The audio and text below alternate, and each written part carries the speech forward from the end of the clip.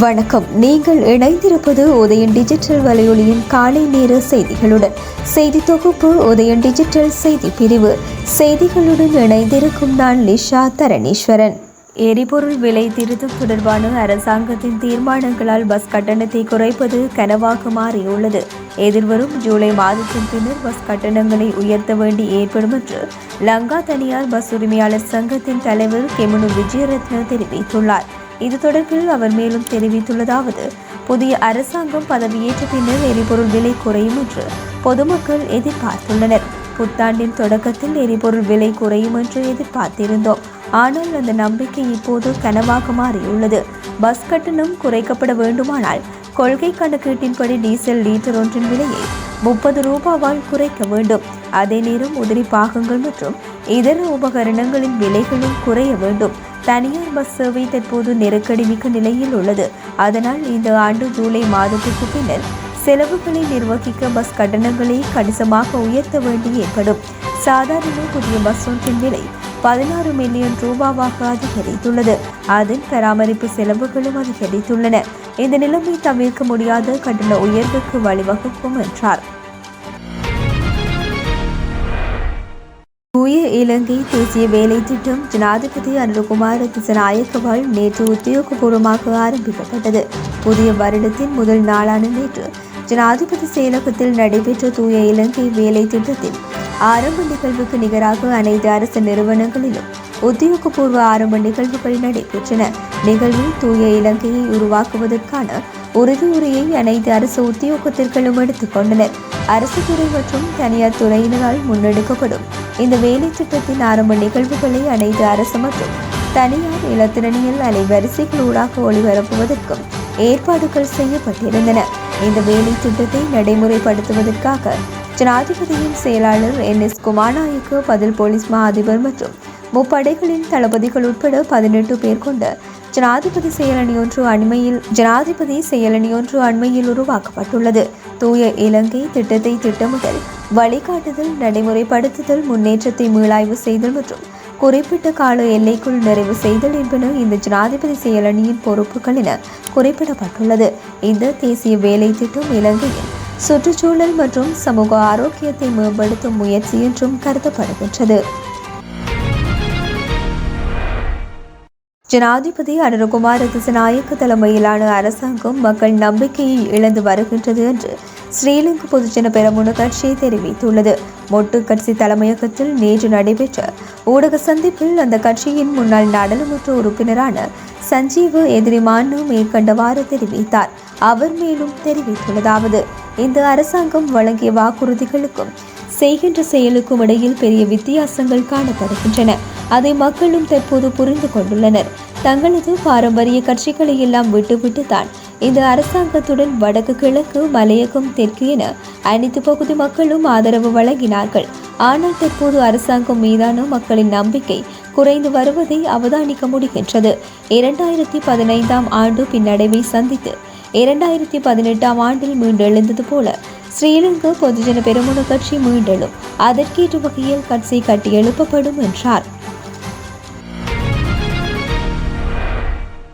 சமூக செயற்பாட்டாளர் என்று கூறப்படும் நாவல் குமார் என்பவர் கொழும்பு குற்றத்தடுப்பு பிரிவினரால் நேற்று கைது செய்யப்பட்ட நிலையில் அவரை எதிர்வரும் 15ஆம் தேதி வரை விளக்கமறியலில் வைக்க கொழும்பு கோட்டை நீதிமன்றம் உத்தரவிட்டுள்ளது.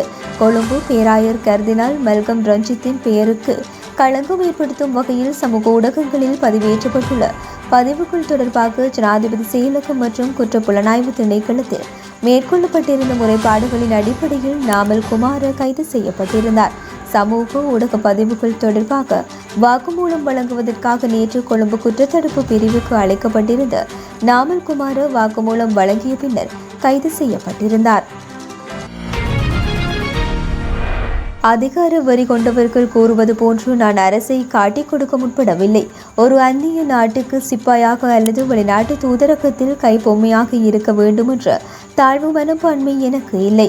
இவ்வாறு தெரிவித்துள்ளார் முன்னாள் இராணுவ தளபதி ஜெனரல் சவேந்திர சில்வா. முன்னாள் இராணுவ தளபதியும் முன்னாள் பாதுகாப்பு படைகளின் பிரதானியுமான ஜெனரல் சவேந்திர சில்வா நேற்று இராணுவத்திலிருந்து ஓய்வு பெற்றார். அவர் விடுத்துள்ள பிரியாவிடை செய்தியிலேயே மேற்கண்டவாறு தெரிவித்துள்ளார். அவர் இது தொடர்பாக மேலும் தெரிவித்துள்ளதாவது: 2022ஆம் ஆண்டு அறகலைய காலப்பகுதியில் இராணுவ துப்பாக்கிச் சூட்டில் பொதுமக்கள் உயிரிழப்பை தவிர்க்க விரும்பினேன். ஆனால் எனது உத்தியை ஆட்சியாளர்கள் தவறாக புரிந்து கொண்டனர். அது என்னை ஒரு பாதகமான நிலைக்கு தள்ளியது. 2022ஆம் ஆண்டு மே மாதம் 31ஆம் தேதி நான் ஓய்வு பெறுவதற்கு 7 மாதங்களே எஞ்சியிருந்தன. ஆனால் அரசு தரப்பினர் என்னை உத்தியோகபூர்வமாக இராணுவ தளபதி பதவியில் இருந்து பாதுகாப்பு படைகளின் பிரதானியாக மாற்றினர். சில நாட்களின் பின்னர் ஜனாதிபதி கோட்டாபய ராஜபக்ச நாட்டை விட்டு வெளியேற வேண்டியிருந்தது. அந்த நேரத்தில் நான் அரசாங்கத்தின் அனுமதியுடன் பாதுகாப்பு படைகளின் பிரதானியாக வெளிநாட்டில் தேசிய பாதுகாப்பு மாநாட்டில் கலந்து கொண்டிருந்தேன்.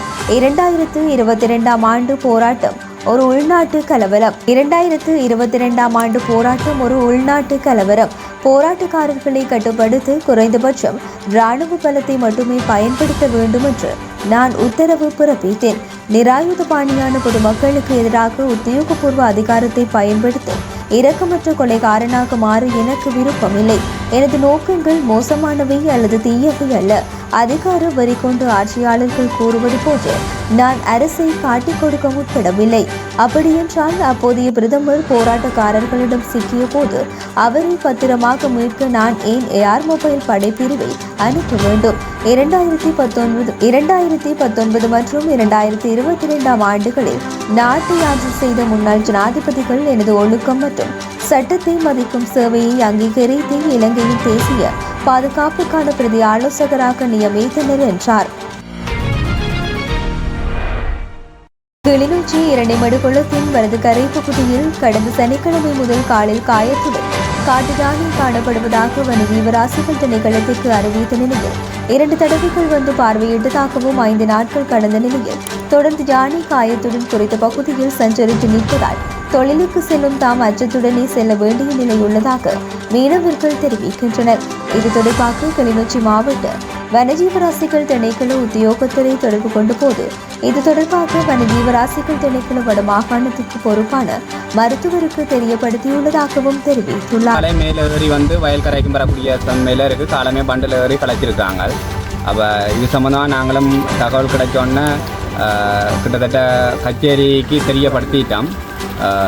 உத்தியோகமான தகவல் இல்லாட்டியும் அந்த தகவலை நேரடியாக ஃபோன் கூட வந்து தெரியப்படுத்தியிருக்கோம். இன்றைக்கு முதலாந்து கதை இப்போ பின்னேரம் ஆகிட்டு இன்று வரையும் இந்த வனவள திணைக்களமோ இல்லை எந்த ஒரு அதிகாரிகளுமோ இந்த இடத்துக்கு வரையில்லை. இதே மாதிரி யானை வந்து இங்கால தென்னியல் வயல்கள் அழிப்பு நடந்து கொண்டிருந்தாலும் எந்த ஒரு அரசாங்கத்தால் சம்மந்தப்பட்டார்கள் யாருமே வந்து இன்று வரையும் எந்த ஒரு பாதுகாப்பு தந்த மாதிரியும் இல்லை.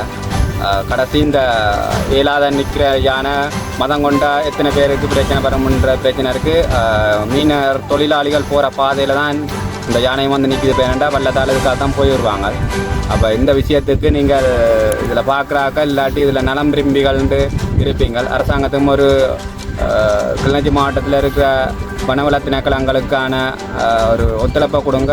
கிளிநொச்சி மாவட்டத்திலுக்குண்டு இல்லை யாழ் மாவட்ட தேர்தல் தொகுதியில் எத்தனையோ அரசியல்வாதிகள்லாம் இருக்கிறீங்க.